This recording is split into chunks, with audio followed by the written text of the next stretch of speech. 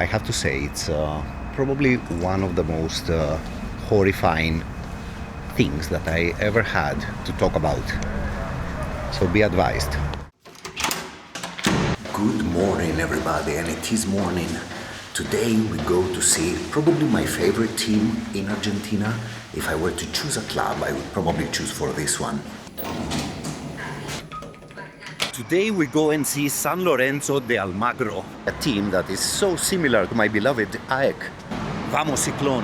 Well, it's good to be enthusiastic, but we have to catch the bus first, man. I literally missed 3 buses because I was waiting there, and I should wait here. Nope, that was also wrong. Flipping hell, man. Let's grab a taxi. Hola, señor. ¿Cómo es Boedo? ¿Buen barrio?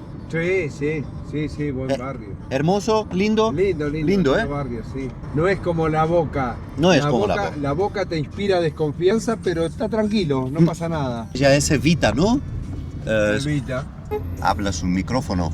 My Spanish sucks.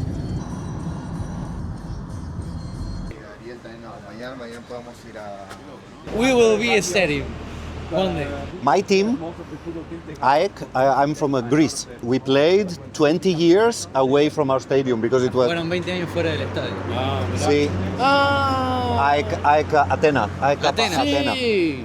Okay, so we played at a stadium that, okay, it was not our ground, but it was considered to be our ground. You know, the national stadium, the Olympic stadium.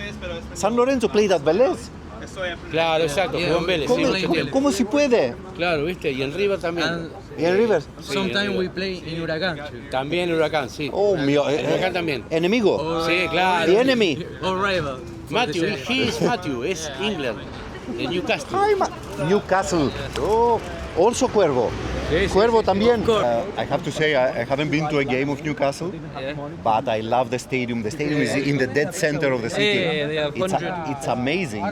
You make videos for YouTube? Yeah, I do. Me too. Really? Yeah. I will promote you. What's your name? Pérez Exiliado. Everyone subscribe. I will put the link. Yeah. Unsubscribe from me and subscribe to him. Yeah. What? Yes. Maybe. Much better San Lorenzo content. This is my account. Sí. Oh my God, he has a very big account. So let's convince him to promote us. The old gasometro. The old gasometro, exactly. Acá. Flipping hell. Look at this. Let's find something for the head and a t-shirt. Flipping hell, this is gorgeous. I will try it. You won't see my nipples, so I put you down. Flipping hell, man, what are you telling me? Look at this. Look at this marvel. Nothing could fit our bald head better than this cap here.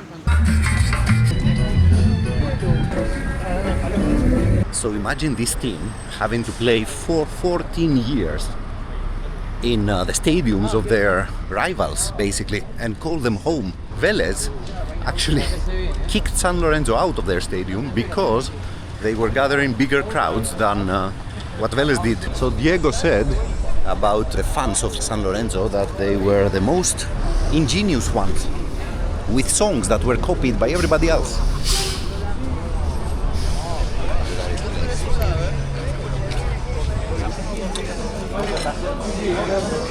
Look at this. This is called bodegon? It's a parrilla. Parrilla, okay. A urban parrilla. Parrilla of barrio.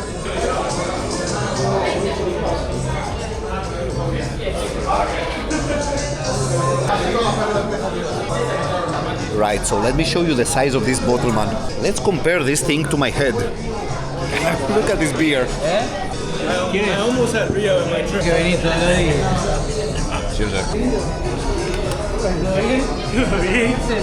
No!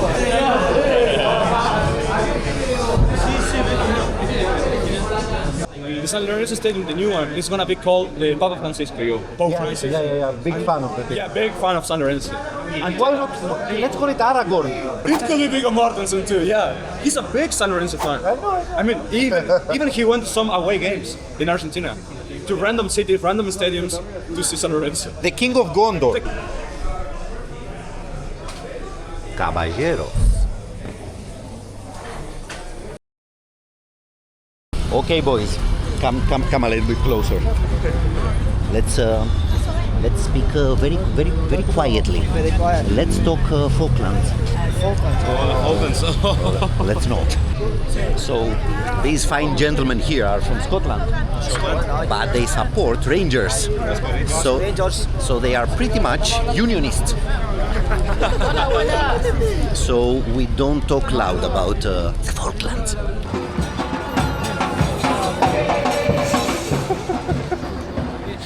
They are great, man.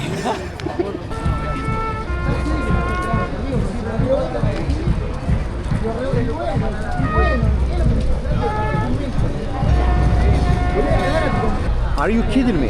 Yeah. This Viggo cha- Mortensen makes this. Aragorn built a church. Yeah. What's the world going to?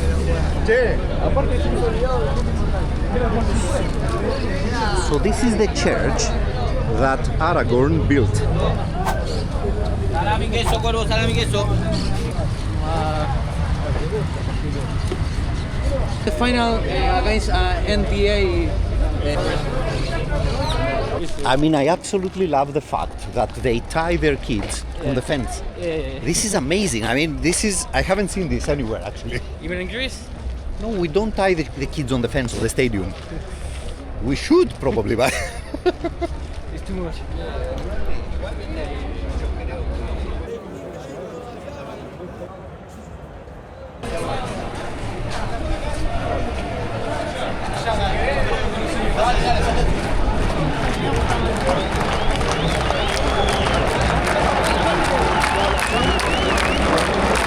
look at the mentoring, man. Look at this entrada.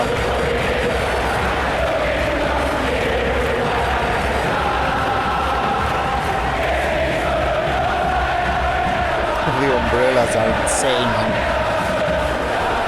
What a thing. Argentina all the way, man.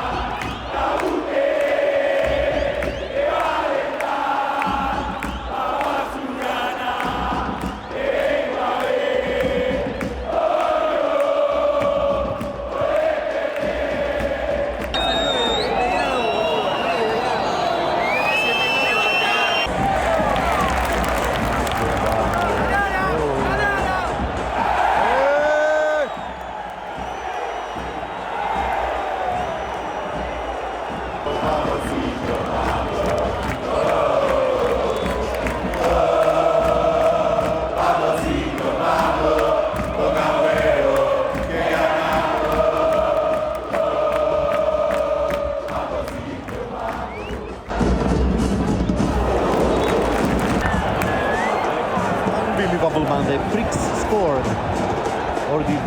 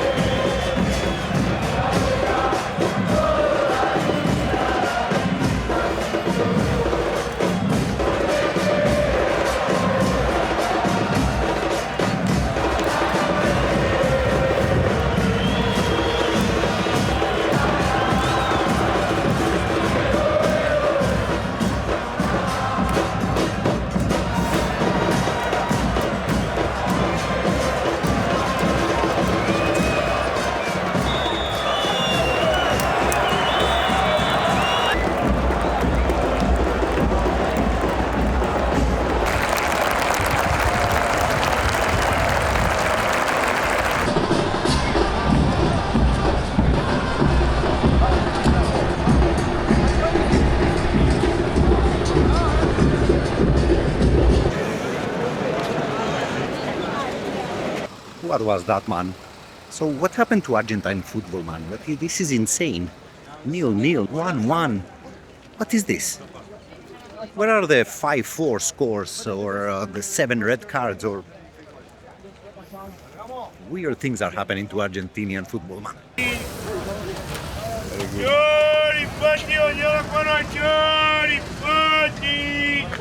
Sorry, Poti.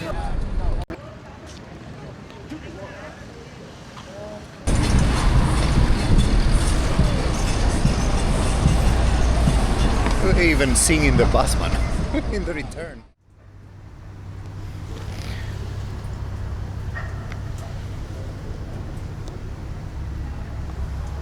I swear that wasn't me. But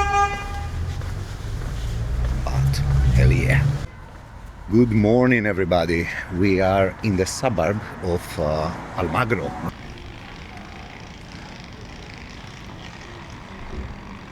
Iglesia San Antonio. Not going to get in because it's Sunday. There is the mass, people are praying, but this was the place where San Lorenzo was formed back in 1908. So this is Avenida La Plata. Avenida La Plata connects the two neighborhoods of Almagro, where San Lorenzo was found by a priest called Lorenzo Massa. You see, back then every barrio had its local team, mainly kids who were training to play football, inspired by the English and the Scottish, who back then, by the way, were still friendly to Argentina, and trading with them. Boedo Quarter, which according to San Lorenzo fans and their songs, is a barrio of borrachos and faloperos. Playing football on the street was even back then a dangerous task, mind you.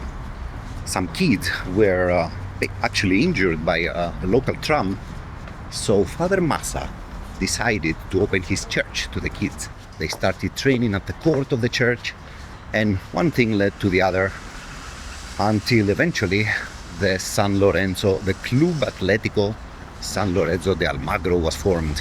So if I'm not very much mistaken, this bridge represents the border between the two suburbs. So it was in Boedo that the very first stadium of San Lorenzo was built, a mythical venue, man, called Gasometro. The old Gasometro, because the new stadium is called the new Gasometro. Gasometro means gasometer. What do we have here, man? Juan D'Arienzo, instrumental. D'Arienzo. Wow, Hannibal Troilo. Look at this. I used to dance with his tangos. Flipping hell.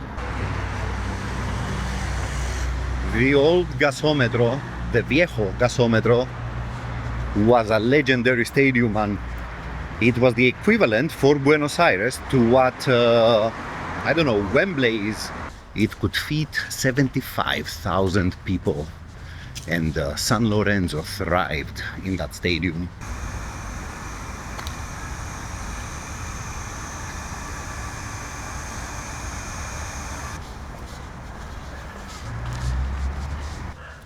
Today's video story, however, is a lot different and a lot darker than how San Lorenzo used to be a great force in the Argentine football. So the year is 1979. San Lorenzo, surprise, surprise, has been guilty of, not San Lorenzo the club, the owners, as per usual, have been guilty of serious economic mismanagement and a huge debt. And back then, Argentina did not have this very interesting rule that that football clubs are a matter of national identity, some cultural identity, something like that.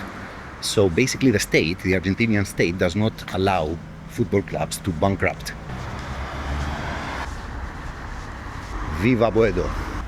and the Copa Libertadores, the one major trophy that San Lorenzo has won, the equivalent to our Champions League. To be fair, Boedo is actually, yeah, quite comfortable to walk in. I mean, the area close to the new gasometro, the new stadium, is and feels kind of sketchy, but Boedo is class. Working class, but still class. So look at this, further down this road was the cafe where we met with the group yesterday, and behind this fence is the area where the old stadium was. Look at that graffiti, man. Esta es Tierra Santa. And further down this road was the famous Plaza Buteler, the place where the Barra Brava of San Lorenzo was born. The most ingenious Barra Brava in the whole of Argentina, the one that everybody copied. These are the words of Diego regarding La Gloriosa Buteler. These barrios here were at one point famous for the tango composers and the music they produced. So Plaza Buteler is now called Plazoleta Enrique Santos Discepolo. That is this gentleman here, one of the great Argentinian tango composers. His plate is kind of broken, but still. Can you imagine an ultra group being formed here, man? This is the place where the Barra Brava of San Lorenzo gathers.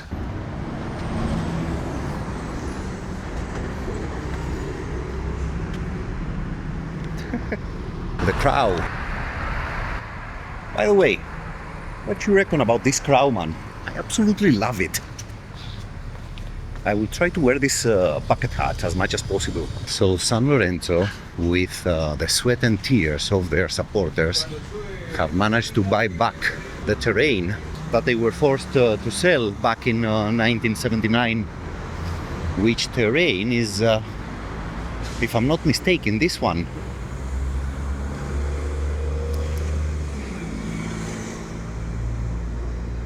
And the graffiti saying this is a holy ground is behind this fence. Absolutely amazing, man. Imagine having your stadium here and all those pricks up there watching for free. El viejo gasometro, the old gasometer, the Wembley of Argentina. Now parking lot.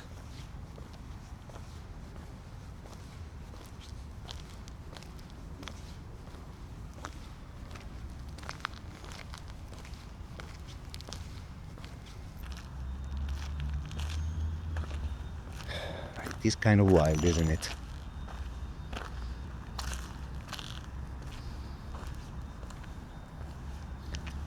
So as I was saying, San Lorenzo managed to buy it back, and there is this supermarket here, Carrefour supermarket, which originally bought the terrain, and they accepted the proposal of San Lorenzo, which was that, okay, if we gather the money to buy it back, will you give it to us? And they said yes. So, points to Carrefour there. Cuando Construye nuevamente, todavía no hay fecha, no se sabe. no se sabe, No se sabe todavía aún la fecha. es una Está en proyecto todavía por ahora. Lo único que se sabe es eso, está en proyecto. The story that most people know is that back in 1979,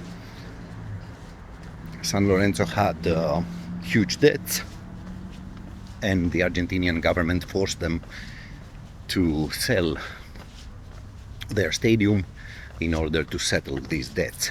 For the following 14 years, San Lorenzo had to play their home games in the stadiums of rival teams. It's exactly this story that makes San Lorenzo feel so dear to me, because my team, AEK, were also forced to play for 19 years actually.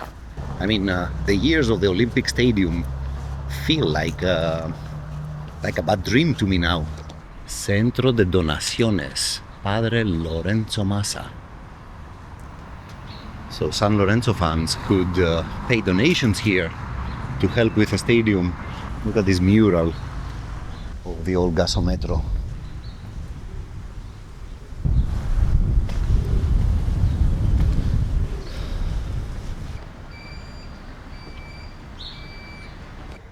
Flipping hell, man, there's nothing I enjoy more in these neighborhoods than street art.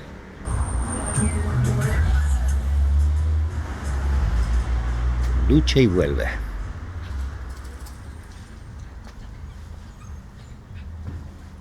They started a campaign which was called Vuelta a Boedo, meaning return to Boedo.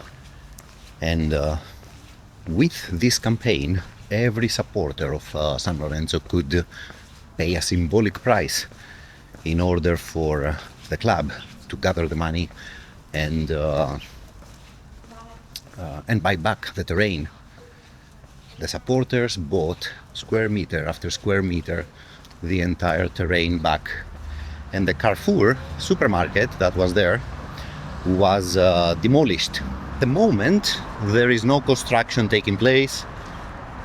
If I understood correctly from yesterday from the boys, it's mostly because of bureaucracy, but don't quote me on that.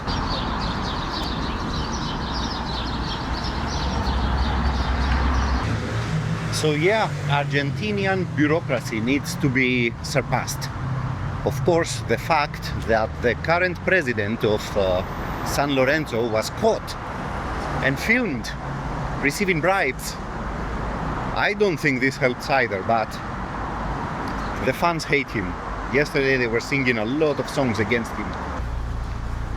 And it's a huge irony because back in the 2000s there were huge protests by the San Lorenzo fans against the privatization of the club.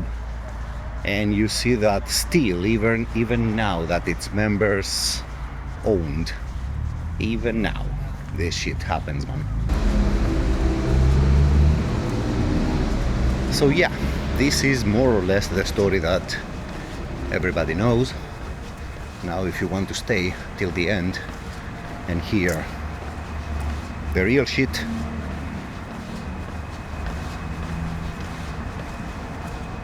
I have to say it's probably one of the most horrifying things that I ever had to talk about. So be advised. The year is 1974. Juan Domingo Perón dies and his wife Isabella seizes power. As per usual for Argentina, a 300% inflation, man, is a huge problem. While at the same time, left-wing and right-wing paramilitary groups are the cause of turmoil and, most importantly, fear. During the same period, Jorge Videla, a military officer who was gradually and very silently rising in the Argentine army ranks, was in 1975 in Washington, D.C., participating to the Inter-American Defense Board, an organization sort of trying to unite North American with the South American states in the fight against the rising terror of communism. Back in Argentina, the Marxist organization ERP, as well as the Montoneros, which were more to the Peronist side of things, were fighting against the AAA. The AAA were a right-wing terrorist organization. And it wasn't until 1976, a year after basically, that Videla managed, in a bloodless coup d'etat, mind you, to overthrow Isabella and seize power. He became the dictator president of Argentina. And with the generals of the other two arms, General Agosti and General Macera, became the absolute rulers of the land. They fought the ERP, they fought the Montoneros. They managed to control the AAA into working for the new Argentine government. Vidal and company cancelled all sorts of democratic procedures. Civil courts stopped operating. Books were burned. books that represented a huge danger to the dictatorship. And in the process of fighting the ERP and the Montoneros, they proceeded to abductions of sympathizers and left-leaning here in the city of Buenos Aires. And it's exactly this part of the story that is the stuff of nightmares. It is estimated that somewhere between 12 and 30,000 people of all ages were abducted and disappeared off the face of the earth during that period. The Argentine military secret police, or not so secret probably, would knock on your door in the middle of the night, would arrest, or better said, kidnap your child on the accusations of being a left-wing sympathizer, and you would never see him or her again.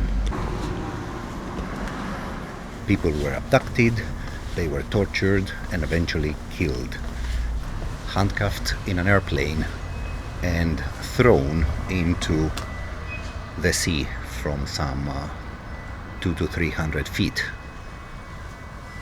I mean, look, this is hard to grasp. It really is hard to grasp. And yeah, women were raped and their babies were sold in illegal adoptions. It is estimated that 400 to 500 babies were sent to adoption this way, and up until this day no more than 100 of them have actually managed to trace their background. Not many people managed to escape this system. There's a well-known story though of two priests who were arrested with the same accusations more or less, that they were supportive of left-wing politics. And if it wasn't for the intervention of one Jorge Bergoglio, most of you know him as the late Pope Francis I, may he rest in peace, who pleaded with Videla and co. for their liberation, they would probably have met with the same fate as the rest. The families of the victims of the dictatorship protested. Now, back in those days, protests were not allowed, of course. So the mothers of the victims decided to get down to Plaza de Mayo, wear a white cloth around their hair, and walk around the Piramide de Mayo, the famous landmark in the middle of the square. What they also did was they started participating and going to football games, and especially here in the Boedo area where San Lorenzo would play. San Lorenzo and Boedo were the representation of alegria, as the Argentines call it, with a thriving art community. Many young students were living here. So the mothers came to the games at the old gasometro in order to make their pain and protest known to the public. Now, I don't know about you, but if I was a ruthless dictator, I would be very pissed at San Lorenzo and the whole neighborhood, to be fair. And if you're wondering what happened to the dictatorship, well, they failed miserably in almost everything that they were supposed to be doing. The economy continued to plummet. Chile and Pinochet managed to get for themselves a couple of islands down in the south, in the Tierra de Fuego, islands that permitted Chile to expand their economic zone of influence instead of Argentina. And when everybody was preparing for war against Chile, it was the Vatican that intervened and prevented it. Agosti and Massera were fuming at Videla of being too soft to the Chileans. They managed to force him to give away his presidency. He was followed by General Lacoste, which was eventually followed by Galtieri. And it was Galtieri who had the brilliant idea to force Argentina to the Falkland War, Las Islas Malvinas, which of course geographically are Argentinian, but we all know that geography is not always, doesn't always tell the truth, man. And Galtieri had this idea because nationalism seems to be a very good medicine to economies that are sent into oblivion by idiotic policies and to a general population that is pissed off with almost everything that you have done as a government. Argentina was humiliated in this war. Maggie Thatcher sent the troops, and that was also the end of the dictatorship. Raúl Alfonsín, the president that followed, the elected president that followed, did try Videla, and he was sentenced. He received a life sentence, only to be reduced to 5 years by Menem, who followed Alfonsín and gave a general amnesty. Videla trailed the thing as much as he could do. There were trials in the following years, but he didn't really serve the punishment that he should. As a matter of fact, the way he died, he fucking slept in the bathroom. Can you believe that? At old age, that is. I don't know, man. There are so many stories out there that seem to be having the same ending, you know? Absolutely no closure for anyone. Families, their kids are being killed, and yeah, no closure at all. Argentina. Pero tantos desaparecidos. Mentira. Mentira, 10.000 muertos máximo. Agarraban los guerrilleros, los subían a un avión y los tiraban en el río de la Plata sin paracaídas.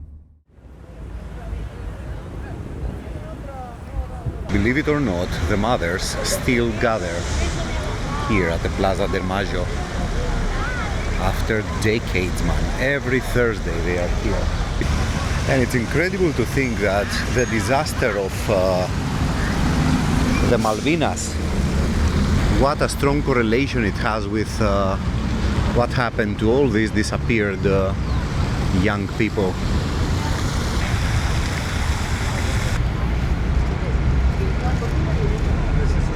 Milei's government decided to cut whatever benefits the mothers had from the period of the disappearances, you know? So, no more benefits from the state to these families. Corría Juan Carlos. Presente. Corría Rubén Oscar. Presente. Ernesto Lorenzo. Presente. Corría Juan Carlos. Fascista, vos sos el terrorista. Fascista, vos sos el terrorista. Manifiesto para el rechazo. Violación motivo, violación memoria, con Cristina en las manos, como recuerdo, te acabamos la historia.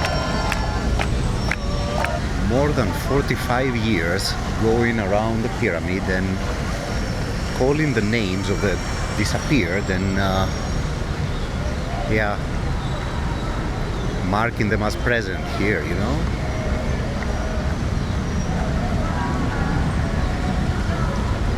Yeah, this is heavy, man. Like, this has a very heavy feeling. Anyway, see you in the next one. I will show you my visit.